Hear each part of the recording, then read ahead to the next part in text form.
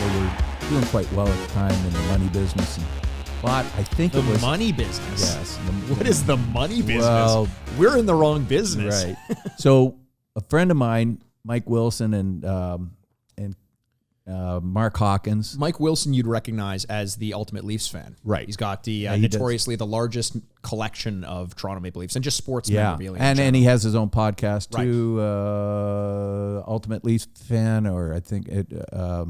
Look up Mike Wilson and you'll Mike Wilson, find and he does it with Rick Five. Anyway, so Mike and Mark were at this charity auction months before and bought.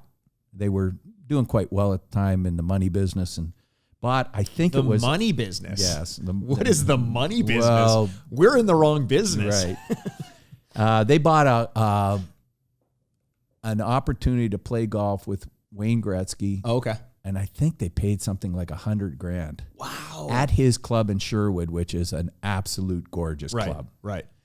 And so they were going down a certain date. So he had phoned me and said, "Can I take some? Do you have any blank jerseys that I can get Wayne to sign for $100,000? Wayne's going to sign a few jerseys." And we should say that $100,000 is not necessarily going into Wayne's pocket. It's no, it was good. It was right? charitable. It was a prize for charities. So it turns out the next day, so I had arranged a trip down to LA to work with Mike for some product development, and it turns out that it was the day after Mike and Mark were there. So I said, "Hey, I might see you down there. I don't know. But I got some business to do with Mike." Well, we talked about Mike before. He didn't like to spend too long in the office before he'd want to go play golf. And I always took my clubs to LA because... Just in case. Not going to miss out an opportunity to play on Sherwood. Well, it wasn't... We'd play all sorts of courses Mike had contacts with. Sherwood was never an option because it was Wayne's private course. Fair.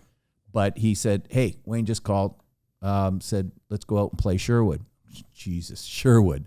Wayne Gretzky, play with him. So the day before, my buddies, Mike and Mark, they're playing for $100,000. I'm playing for free. So did they ever find out about that? Oh, yeah, because so we ended up seeing him, I think, down there at some point.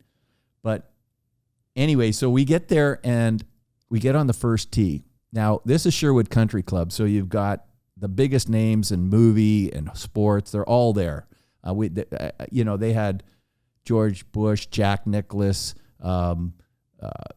all these guys, these big stars had lockers in there. Sure. And a lot of them, Tom Selleck lived on the course. Oh, wow. So when they got together, and golf is a game that you can gamble at, you got your handicap going. I used to play for a few bucks even when I couldn't afford it. So these guys are used to playing for big money. So we get to the first tee, and we've got a golf cart, which is kind of standard for those type of courses, and the two golf carts. And then these two guys come up to each of us and say, "Well, I'm your caddy." And I said, "Well, we really don't need a caddy. We got the yardage markers. We got a golf cart. What are you going to do?" So we go up there. We four caddy for you. So they go up in the front and they wait for your shot to come down, and they make sure that you can find your ball in case you're in the woods or something. Amazing. So I thought, okay, well, that's fine. I don't know what I'm going to have to pay these guys because they're Sherwood Country Club, but I'll figure it out.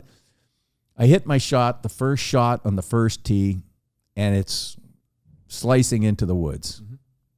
Yeah, that sounds about right. And we've got some money on the line. Yeah. Nothing like these guys play for. Wayne understands. I'm not playing for. So were you in this? Were you betting against Mike and Wayne, or did Wayne? Well, have Mike his was own... my partner, and Wayne had another partner. Oh, okay, but you guys were betting. Oh yeah, our team cool. 2 against 2. That's really cool. So, so my ball goes way up, and it's slicing into the woods, and geez, what a way to start. And I get out there, and I look for the ball, and I'm going into the woods, and the guy, so I found it. So that's good, thank God, because I have to go back to the tee and hit another one. Yeah. We do play by the rule, or I do play by the rule. Sure. Well, the ball's right in the fairway. I said, "Boy, was that a lucky bounce?" He said, "No, sir." He says, we kind of want you to win." Oh, I said, "What?" What?